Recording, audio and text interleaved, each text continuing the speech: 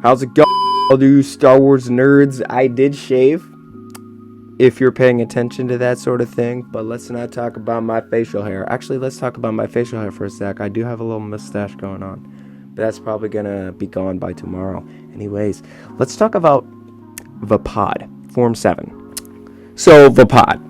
Only a handful of Jedi trained in Vaapad before the enactment of Order 66 and the destruction of the Jedi Order. Even Mace Windu, the amazing Jedi himself, was wary of allowing others to study the form outside of his own Padawan pupil, well aware of the danger it posed. Practitioners of Vaapad drew on their anger and passion, but never gave in to them, compared with the other lightsaber forms which directed warriors to master their emotions. I'm thinking of Obi-Wan Kenobi when he was like, "Patience, Anakin." They're very drawn to like being mindful of your feelings and not remembering anything of your emotions to help you fight well. And that's a whole Jedi's goal, basically. Vaapad's approach is a little different. Vaapad was dangerous, however, it was not as reckless as Juyo's manner of employing unchecked aggression. So, Form 7, created by Mace Windu, is pretty dang cool because it basically has the dark side and it also has the light side as well, because Mace Windu drew on his anger and passion.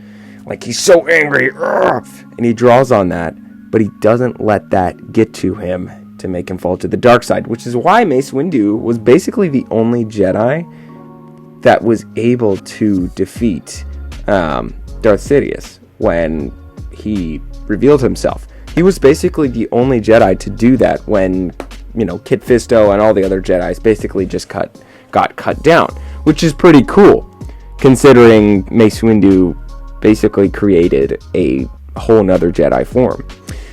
Moving on, shall we, to Andor. Andor's coming up. I've said it before. I'm going to keep talking about it until it releases. September 21st. It's coming out. Let me read you a quote from Kathleen Kennedy, the CEO of Lucasfilm. She says this, one of the most exciting and ambitious new series we have coming to Disney Plus in 2022 is Andor, a tense, nail-biting spy thriller in the Star Wars universe created by none other than Tony Gilroy. If you remember, Tony Gilroy was the same guy who created Rogue One.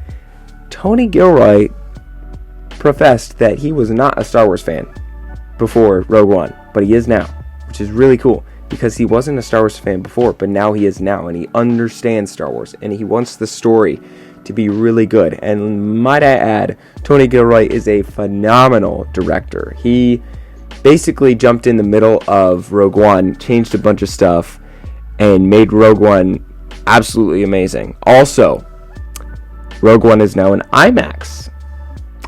Go get your tickets to go see Rogue One in IMAX. And it's cool because Rogue One in IMAX is like one of the best IMAX movies in the world, which is so cool because it's a Star Wars movie. Yes!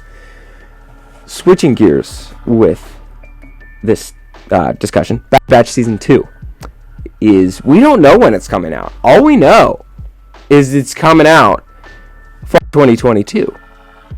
Other than that, I have no clue.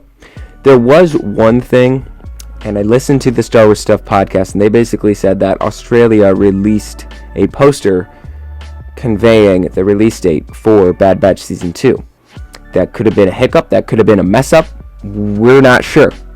But for all we know, Australia could be watching Bad Batch Season 2 before United States, which would be kind of a shame, which means I would probably have to get a VPN and watch Australian Disney Plus, which I wouldn't mind. I mean, I'm a Star Wars fan, I would do that for Bad Batch Season 2.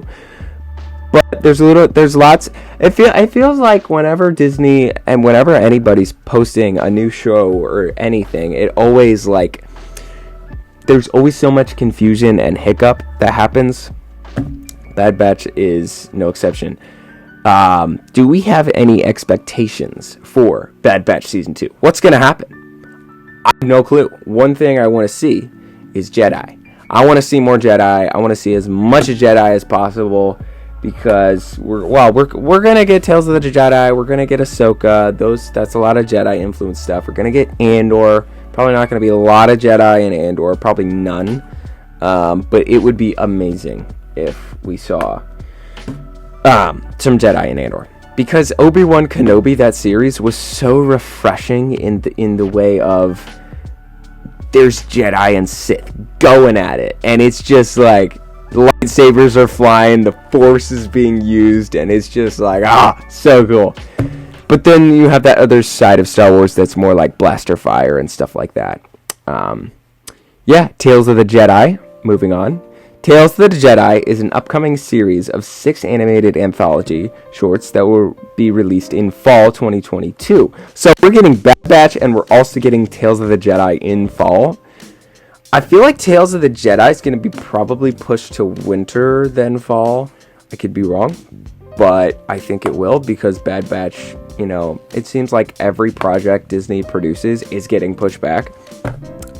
Tales of the Jedi is going to be pretty cool because it'll focus on Count Dooku. 3 of the first episodes are going to be focusing on Count Dooku and his kind of story, his fall to the dark side. But I would just love to see anything Count Dooku, because the first time I saw Count Dooku in the prequels, he was such a cool character. He was so cool. Like, dude, he was, oh my gosh, so cool, so powerful. So I really want to see him as a Jedi, because he just, even in the Clone Wars, there's this one scene when Asajj Ventress tries to kill him, and he just like, oh my gosh, he just activates and like, Count Dooku's great. And then the 3 other episodes will be focusing on Ahsoka Tano, which is so cool because everyone wants more Ahsoka. I love Ahsoka. Let's push Ahsoka. Ahsoka is going to be awesome. We also have Ahsoka series coming out. I think that's next year though.